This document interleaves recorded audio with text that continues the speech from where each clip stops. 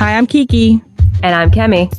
And you're listening to Your Advisors Will See You Now, a podcast that will help you to figure out all of your options for life after high school. Hey everyone, and thank you for tuning in to another episode of Your Advisors Will See You Now. If you are new here, we do different segments in our episodes, and today is the After the Degree episode. But today, it's a little different. It's a little extra spicy, a little something different. So we have on our podcast today, Warren Weston, in relation to my husband. And we're going to ask him what life was like after the military. We are now in the month of July. So we've lightly had like this theme of like the 4th of July and our troops and those who have served. So we wanted to ask you a couple of questions about what it was like being in the military and also just, you know, quote unquote, after the degree, after the military, what it was like transitioning into becoming a civilian. And before we even hopped on the mic, I was like trying to describe this, was like, turn the mic on. But it's interesting because of the fact of you're coming from a place that has like all like the structure. You have someone that's telling you what to do. You have like the specific, people go to 9 to 5, but yours is all day long when you're on boots on the ground. So we're really interested in hearing what that transition was like coming back and becoming a civilian and what that transition was like. Because even when me and Kiki, we had another episode talking about transitioning out of college, we were kind of like, oh, it's kind of weird. No one expected this. It's a different chapter, but we really didn't understand how much of the transition was. We can only imagine what that's like for you or other people in the military. So with that rambling, Warren Weston, can you please tell us a little bit about your beginning story, about what led you to even join the military? How old were you and all that jazz? Yeah. So I joined the Army when I was 19 years old. I did a semester of community college, and I decided I didn't want to pay for it. So I had Uncle Sam pay for it for me.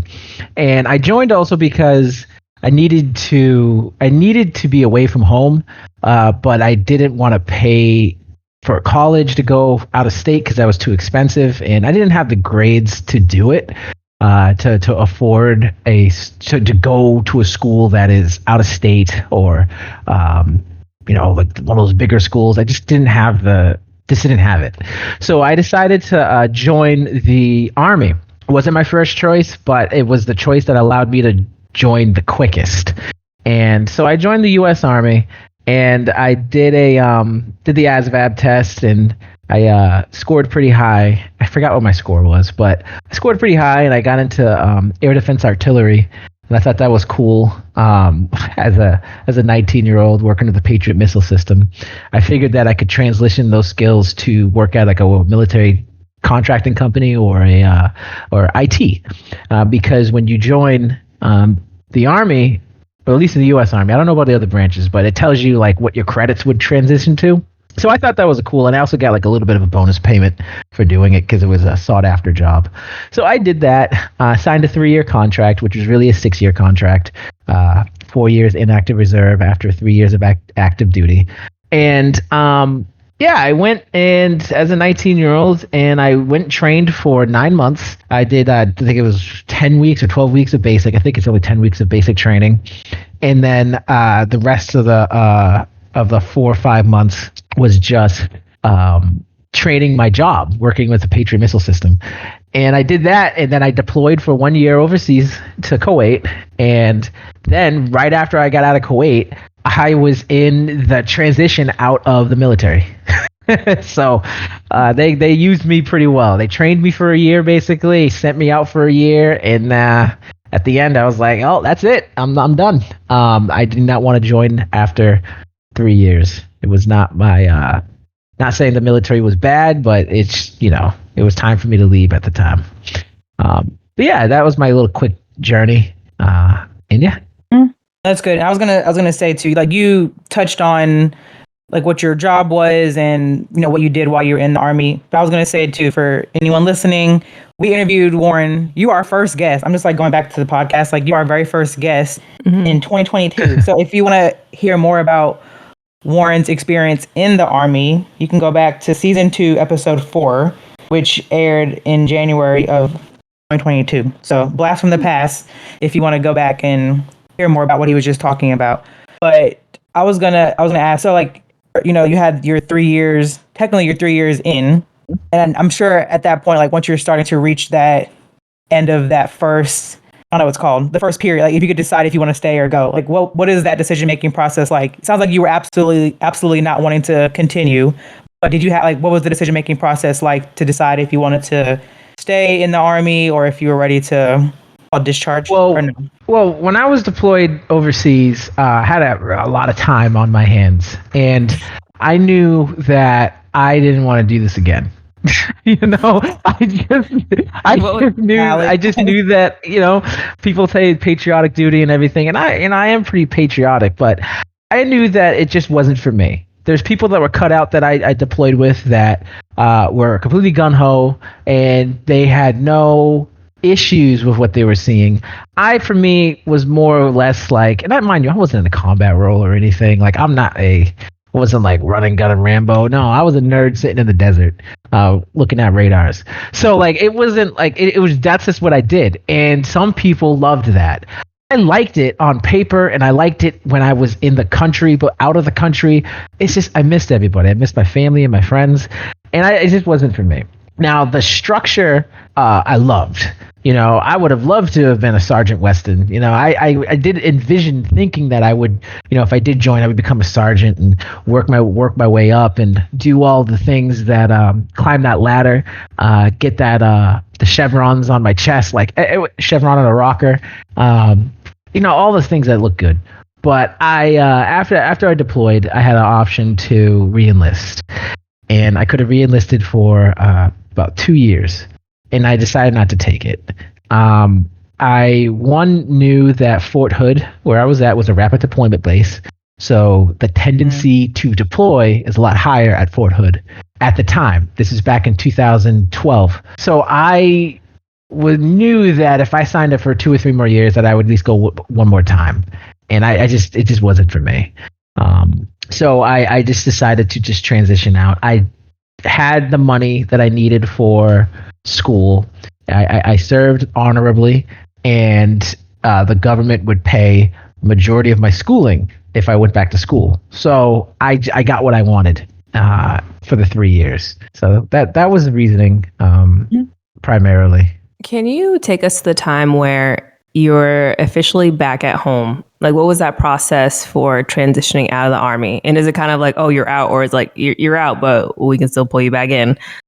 Can you explain that a little bit for us when you're trying to like finish up with the Army or close that chapter?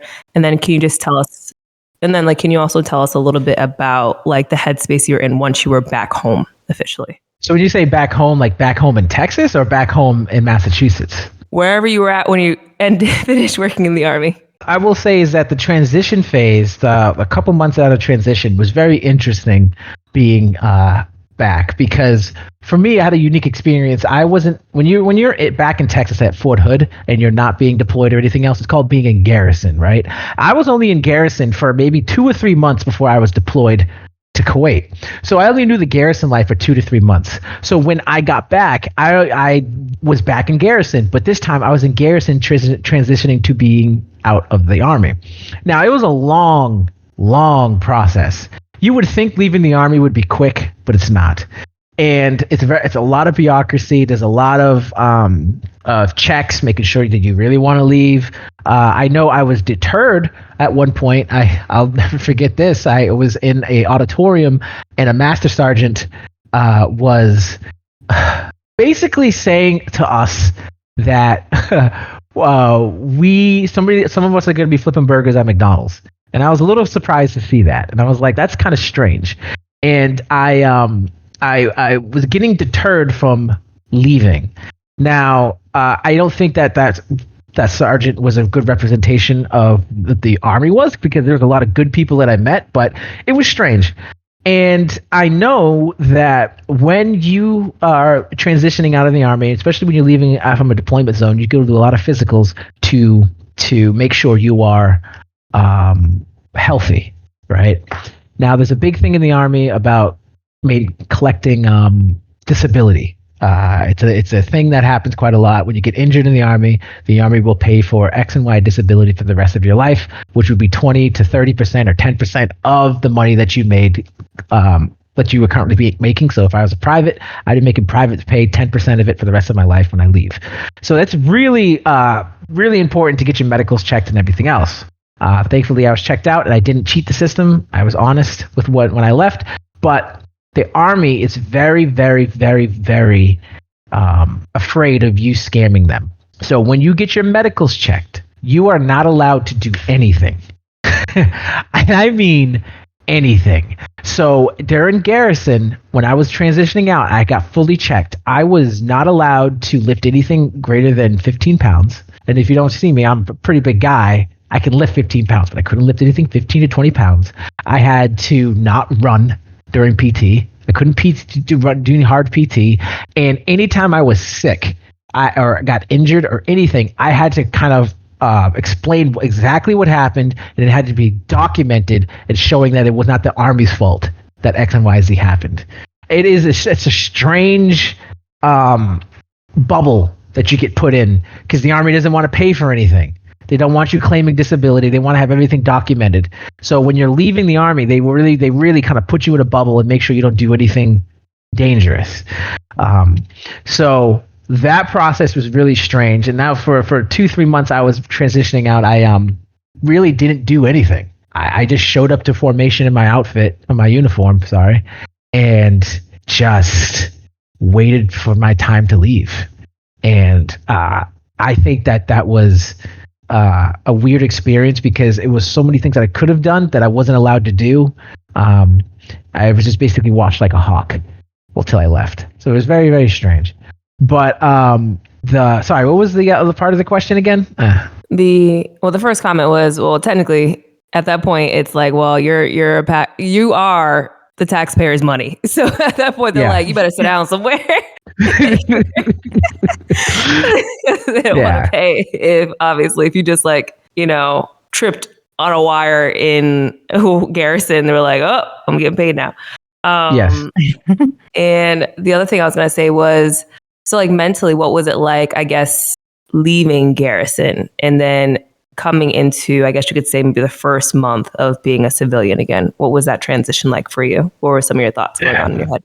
So, I mean, I was 21 at the time, and you know how you're in early 20s and everything else. You think you're invincible and you think you know what you're gonna do, but I knew that I just wanted to get back home. That's all I wanted to do. I just wanted to get my stuff that was in Texas and move back to Massachusetts. I will say that it was pretty scary not knowing what I was supposed to do. It was strange that 3 years of your life that it is completely controlled. I knew what was happening Monday through Friday. The friends that I made, the structure that was there was just gone, you know?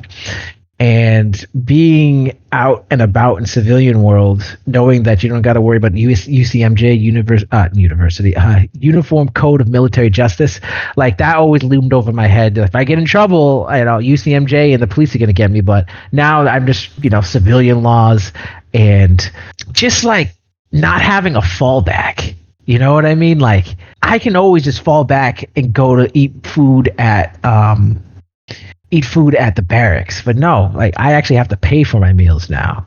I actually have to learn how to cook. You know what I mean? Like I have to do all these things that I never had to do for 3 years. I never learned how to cook. I never knew how to properly eat because the Army told me what to eat. You know what I mean? Like I just saw all these things, and it was gone. And I will say that the transition process, not saying I'm a little bitter, but the transition process wasn't great in 2012. Now, before we did this podcast, I was researching and looking up some of the new programs, which they did start in 2013. Funny enough, the year after I left, which they do have programs that help soldiers transition better while working, 180 days out of leaving your MOS, or your job. You can start training in a civilian, like basically interning and everything, which just sounds great and stuff, but that wasn't there when I left.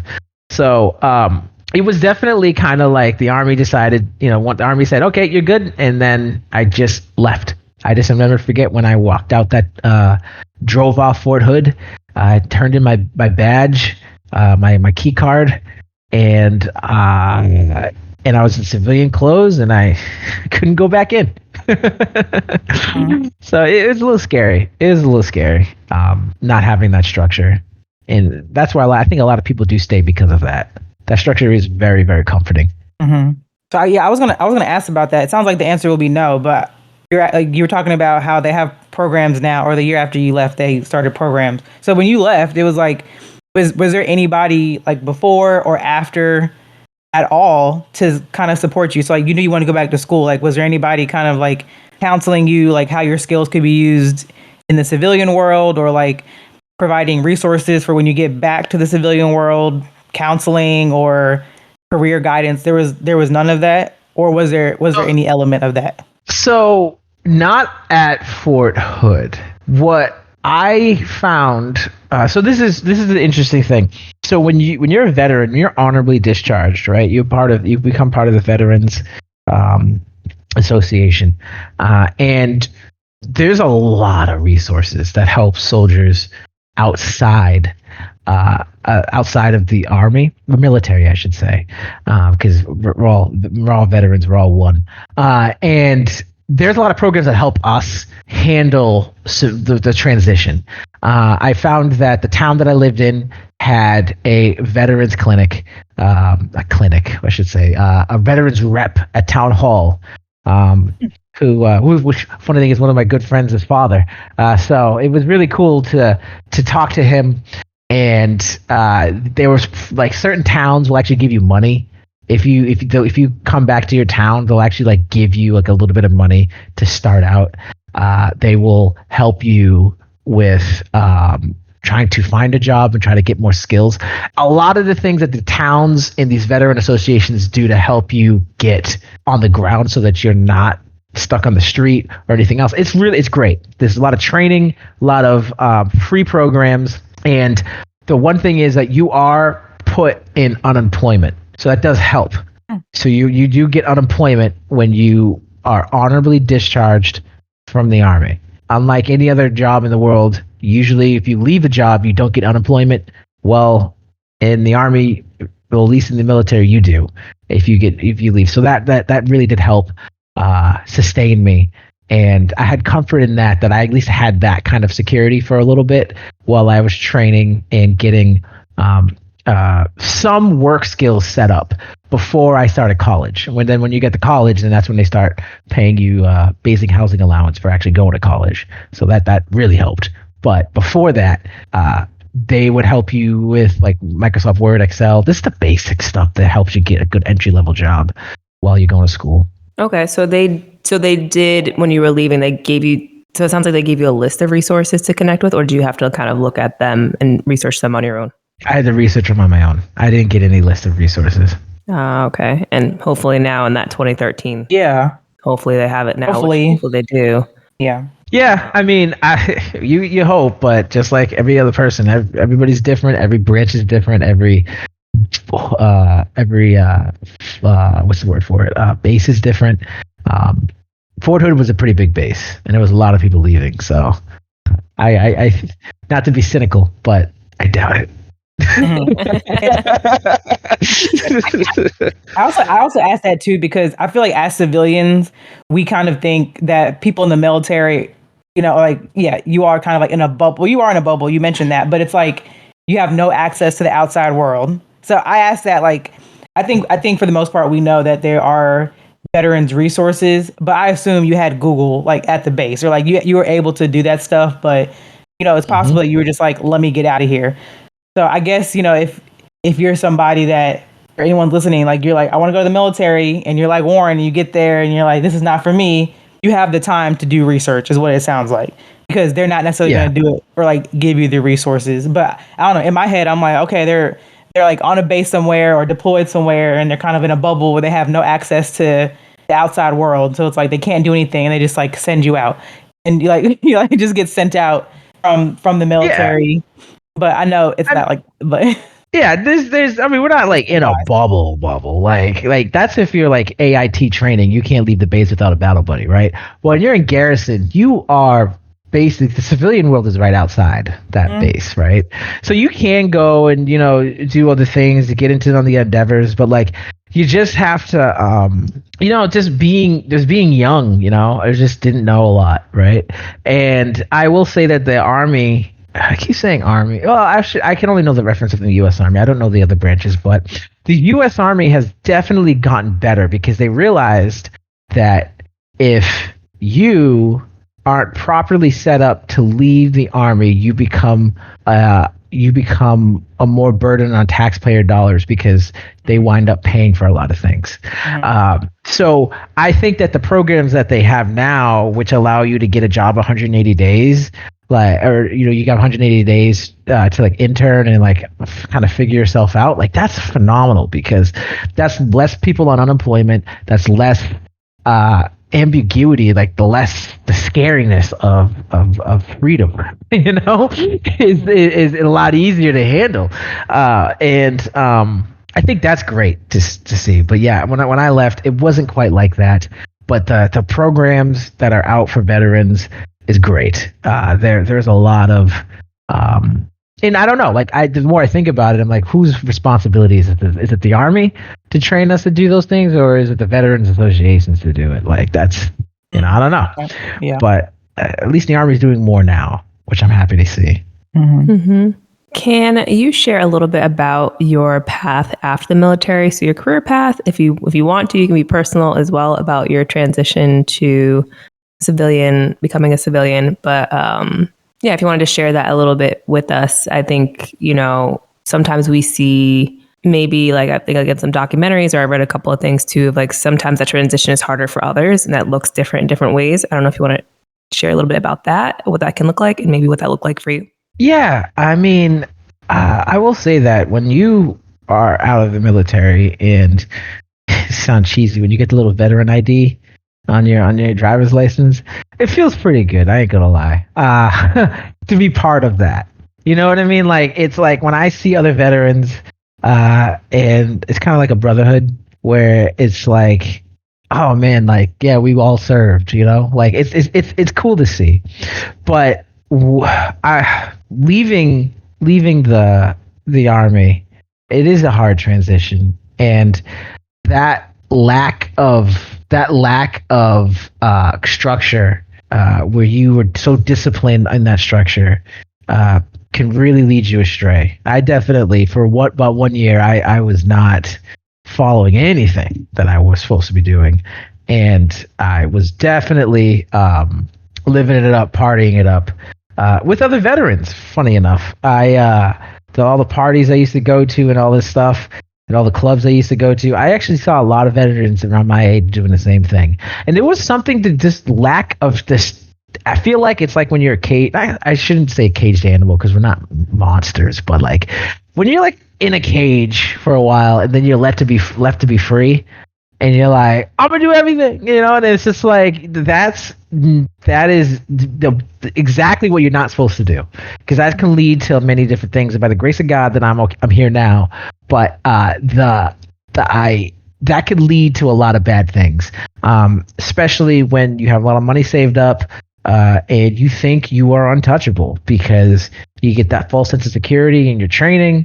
And you think that, and I'll be honest, like, sometimes that ego kicks in because it's like, I'm a veteran. I've done X, Y, and Z and everything else. And, we have a brotherhood behind me and other veterans. And sometimes people think that they're really good. And I think that that's something that, as being young was not, ideal for me. Yeah. And like I'm young, I'm 21, I'm a veteran, don't touch me. Yeah, exactly. So that would be me as well. So I definitely fell short for about a year. But I'm thankful that I did go through those things to allow me to understand that with all this responsibility, all this freedoms that I have, and all this pleasure that I could indulge, there's no point in that, right? Because you have to have discipline, because no one gets anywhere being undisciplined, right? Like he can't get anywhere, and that's where I'm very lucky for the training that I had, and the idea of just gritting things out, just suffering. Yeah, like it's suffering because you don't want to do it, but like suffer through certain things because I know it's going to be good at the very end, and that's what the Army did teach me. So yeah, it is very easy to fall off. I would say that just to follow a program, make friends that want your interests, that have your best interests, and just take it day by day. It's not good. It's not a problem to have fun, but have some form of structure. Have a goal. Really, just have a goal and try to create a plan to achieve that goal. If you just get out in the Army, go to college. Use that BAH. Use that post 9/11 GI Bill.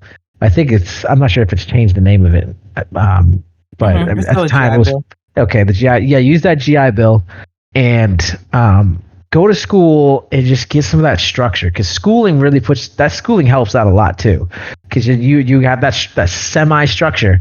You got to go to class, you got to do your homework, and that helped me so much when I went back to school, and I got my priorities straight, so. No, that's great advice.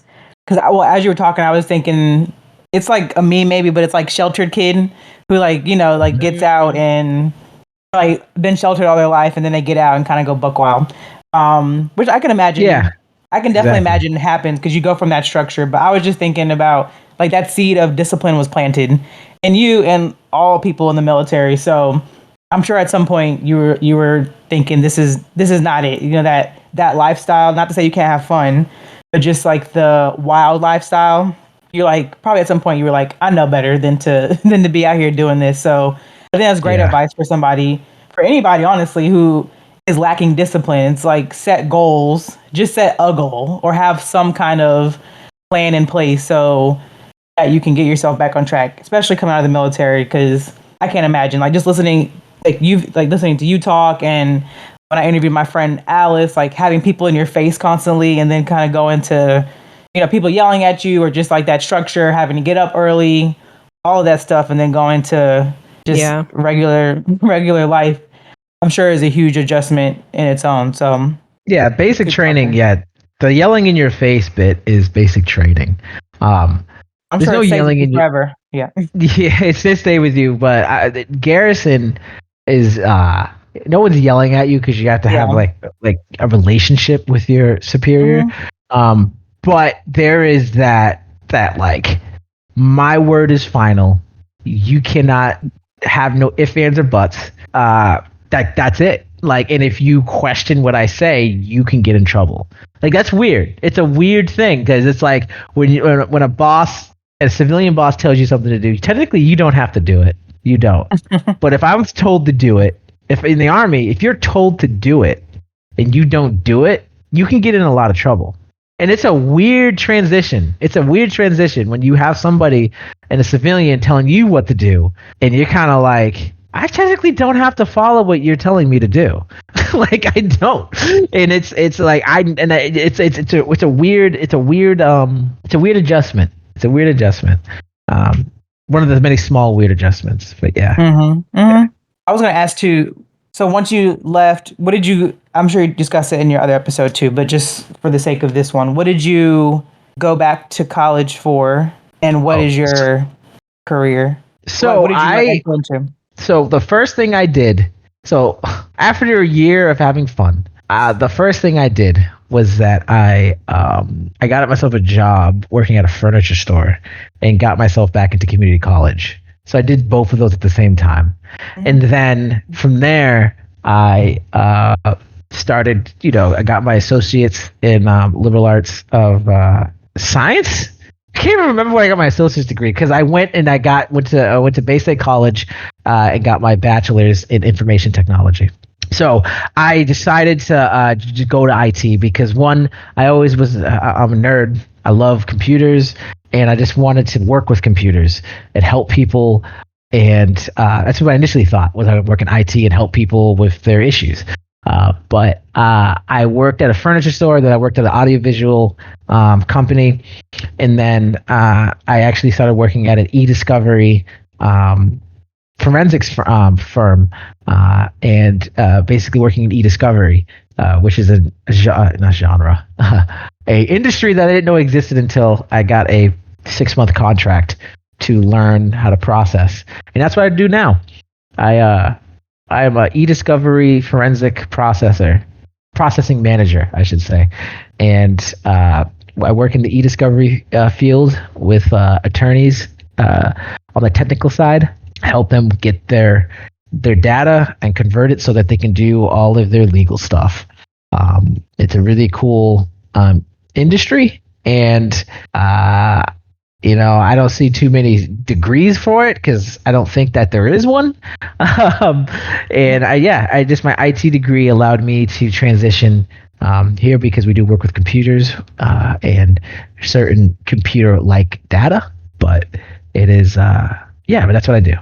My final question that I have is, looking back, what do you think were the most valuable lessons you learned from your military service? The most valuable lesson. Well, my most valuable lesson is that I learned this in basic, being away from home and being with people that I did not agree with. I learned to park my ego, and I learned to not take things so hard. You know what I mean? In basic, a lot of things were said to me, and there's a lot of people that I did not like. But I had an opportunity to seek vengeance on some people, because I was a fire guard. Something called fire guard, where you have to have 2 people up every hour for 8 hours at night. So it's basically night watch. And I was the one that created the shifts. And I had, and I want to say their names. I don't know the last names, but it was guys, and they did not like me, and I did not like them. And I had the opportunity to dictate their fire guard shifts. The drill sergeants gave me the ability to do that, and I remember one day that Messick was really sick.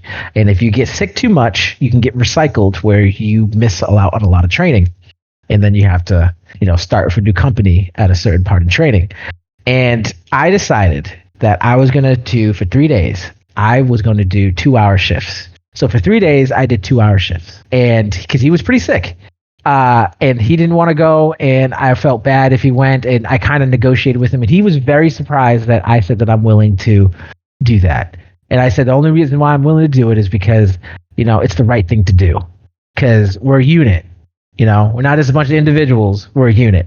And I did it, and then he was recovering, and I would give him either the first shift or the very last shift. Those are the 2 best shifts. So because you're not being woken up, you're just you either woke up and you're ready to go, or you start, when everybody else goes to bed. So it's perfect. So yeah, I did that for him, and they never gave me trouble for the whole entire time. I even have them on Facebook, and I still see them on my Facebook. So it's just one of those things where I just chalked my ego, and just did the right thing. And I just learned that sometimes you just got to grit and bear it with people that you may not necessarily agree with everything. That helped me out a lot. Well, that's also a genuine example of turning the other cheek too. Yes. Kill him with kindness. I was like, of course, Warren is killing somebody with kindness. Like you said, no, because you said vengeance. I was like, vengeance, and then I'm like, okay, this is Warren's vengeance's kindness. Yeah. Very Christ-like. Yeah, it was definitely one of those moments where, as a 19-year-old, I never dealt with individuals like that before. So I was definitely didn't know how to handle it, but I just tried to set a best example. But I'm not saying that everybody's going to be like that. Not everybody's going to treat you better after doing that. But it did realize that, hey, we're a unit. That kind of takes up what I have in my team at work right now. We're a unit, and we're human beings. We have flaws. We have to look past those flaws, because I certainly have flaws I don't see that they see. But we just have to work together to get the job done. As simple as that.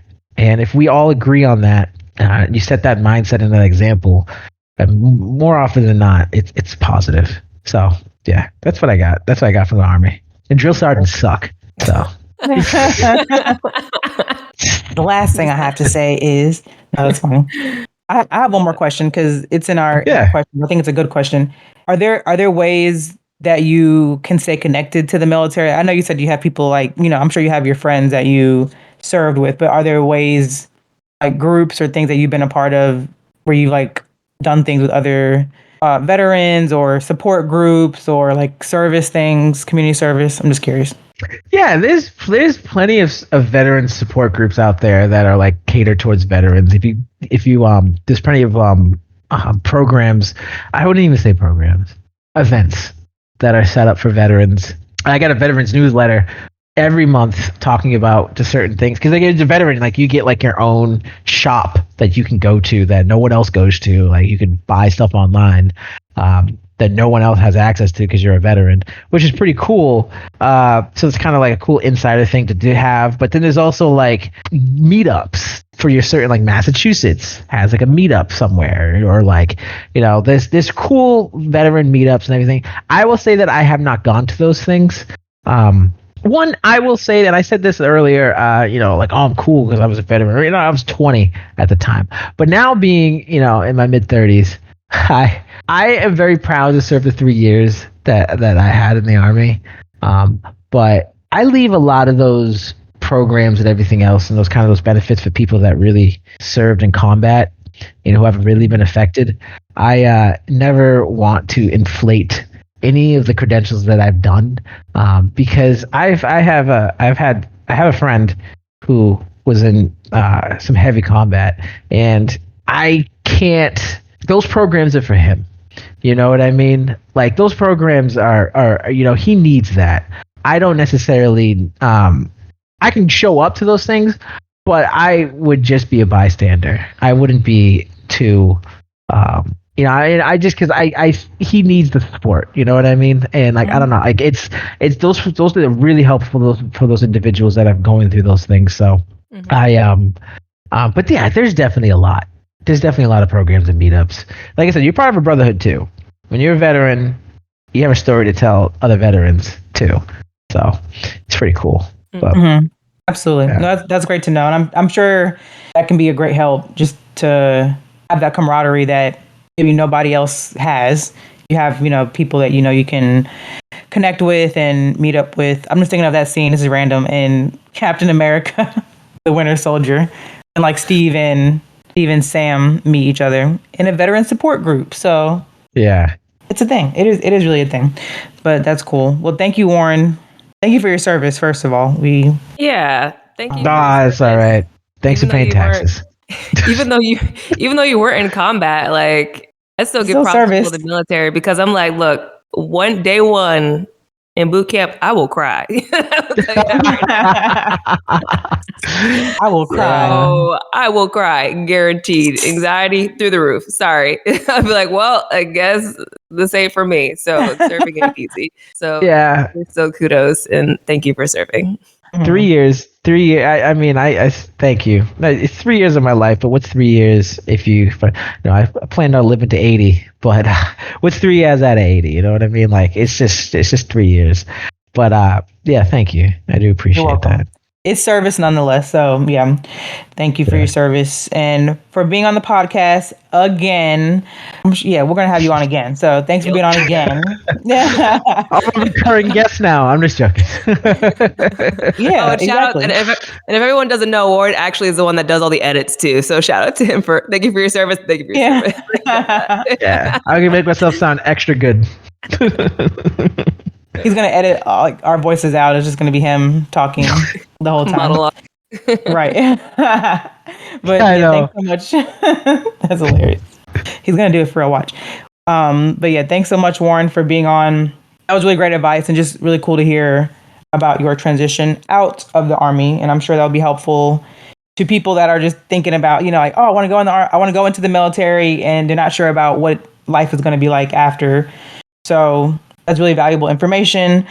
And thank you, listeners, for listening, for being here, for supporting our podcast. We hope you have enjoyed this episode and our others. Again, if you want to hear about Warren's experience going into the Army, It's season 2, episode 4. So it's way back.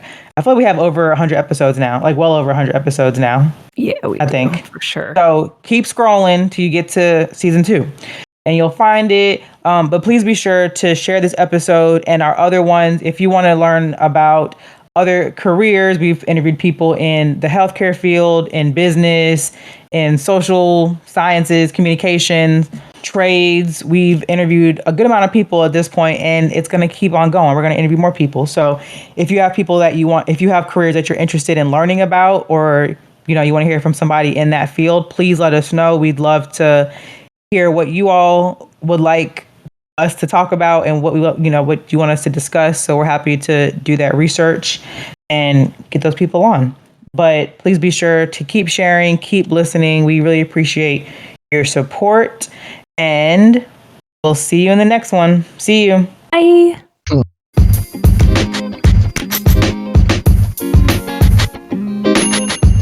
Thank you, everyone, for tuning in and listening to the latest episode of Your Advisors Will See You Now. Please make sure to follow us on all of our social media pages and check out our website. Take a look at the show notes below. And please make sure to subscribe and share this podcast. Also, show us some love and please leave a 5-star review. Catch you next time. See ya.